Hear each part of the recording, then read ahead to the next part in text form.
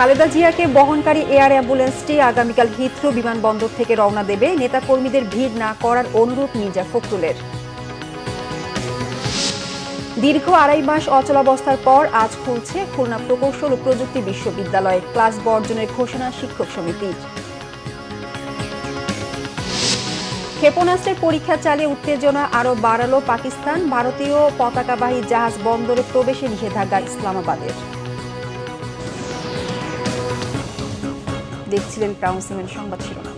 কাতারের আমিরের পাঠানো বিশেষ এয়ার অ্যাম্বুলেন্সটি আগামীকাল হিথ্রো বিমানবন্দর থেকে রওনা হবে লন্ডন স্থানীয় সময় বিকেল ৪টা ১০ মিনিটে।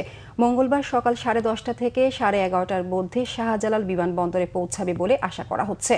বেগম খালেদা জিয়ার সঙ্গে ফিরবেন তার বড় ছেলে তারেক রহমানের স্ত্রী জুবাইদা রহমান এবং ছোট ছেলে প্রয়াত আরাফাত রহমান কুকুর স্ত্রী সৈয়দা শর্মিলা রহমান। এ বছরের ৮ জানুয়ারি কাতারের আমিরের পাঠানো এয়ার অ্যাম্বুলেন্সে লন্ডন যান খালেদা জিয়া। সেখানে দ্য লন্ডন ক্লিনিকে 17 দিন চিকিৎসাধীন ছিলেন। পরে গত 25 জানুয়ারি হাসপাতাল থেকে ছেলে তারেক রহমানের লন্ডনের বাসায় যান তিনি। এরপর ছেলের বাসাতেই তার চিকিৎসা চলে। খালেদা জিয়া দীর্ঘদিন ধরে liver cirrhosis, kidney, heart, diabetes, arthritis সহ নানা অসুস্থতায় ভুগছেন। গত 5 আগস্ট ছাত্র জনতার অভ্যুত্থানে আওয়ামী লীগ সরকারের পতনের পর রাষ্ট্রপতির এক আদেশে খালেদা জিয়া মুক্তি পান।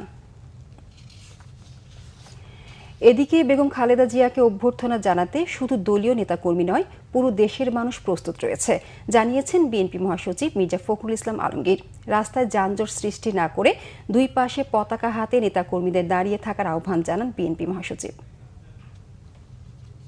নেতাকর্মীদের কাছে আমাদের আবেদন থাকবে যে তারা অত্যন্ত শৃঙ্খলা সহকারে রাস্তার দুই ধারে কোনো যানজট সৃষ্টি না করে তারা তাদের নেত্রীকে, এই মহান নেত্রীকে তারা অভ্যর্থনা জানাবেন।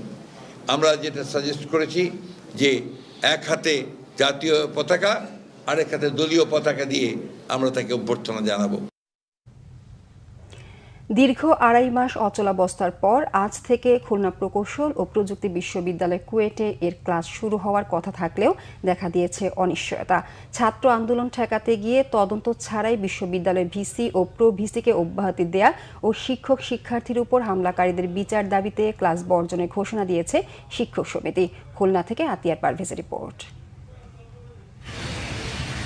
18 ফেব্রুয়ারি কুয়েট ক্যাম্পাসের বাইরে ছাত্রদলের সদস্য সংগ্রহ কর্মসূচিতে বাধা দেয় বিশ্ববিদ্যালয়ের শিক্ষার্থীদের একটি অংশ। এর জেরে সংঘর্ষে আহত হয় 1.5 শতাধিক শিক্ষার্থী। পুরো ঘটনার সাথে ভিসির সরাসরি সম্পৃক্ততা না থাকলেও নিরাপত্তা ইস্যুতে তাকে